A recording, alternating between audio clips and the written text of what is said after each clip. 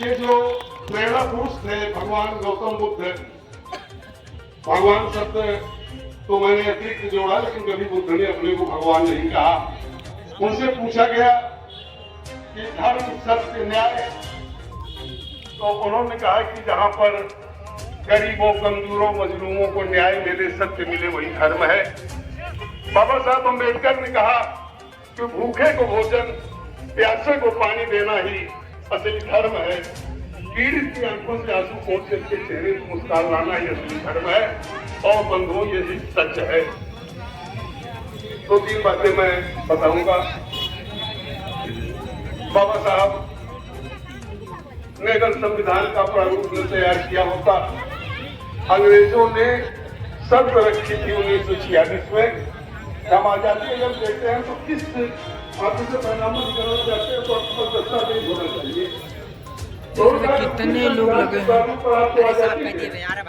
हिंदुस्तान में कोई देश नहीं था जिसे के पास पूरी समझ थी और बारीकियों को समझ सकता। लोग आंदोलन जिसमें हमारे नेता थे, दिए थे, रंगी थे, तो डॉक्टर हमारे जो राधा कृष्णन, दो तीन लोग पीएचडी थे, डॉक्टर साहब दिलीप थे।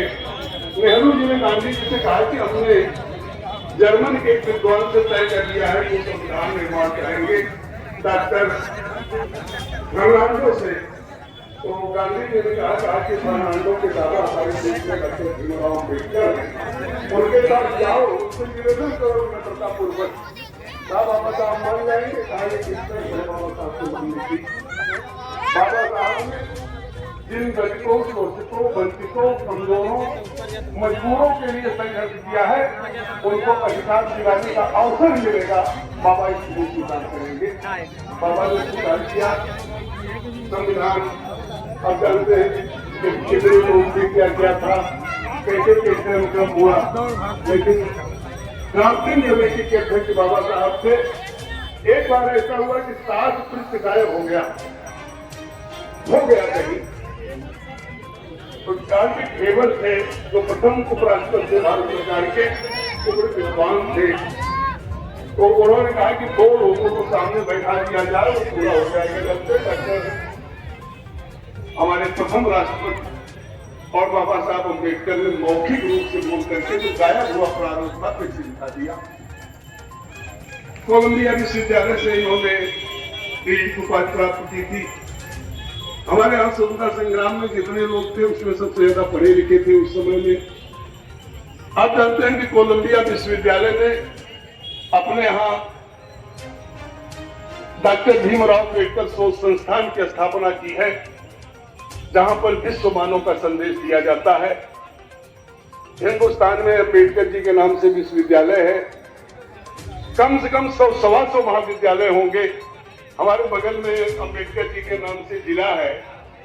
और संसार में कोई भी ऐसा देश नहीं है जहां पर बाबा साहब की जीवनी न पढ़ाई जाती हो।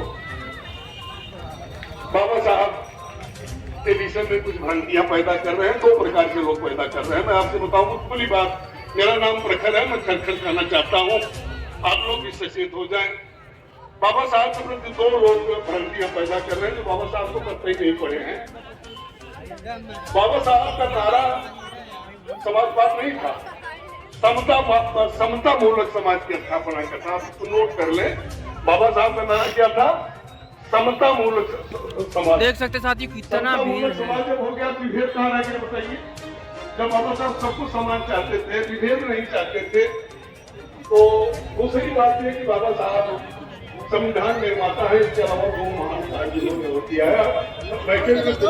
लोगों को बताते हैं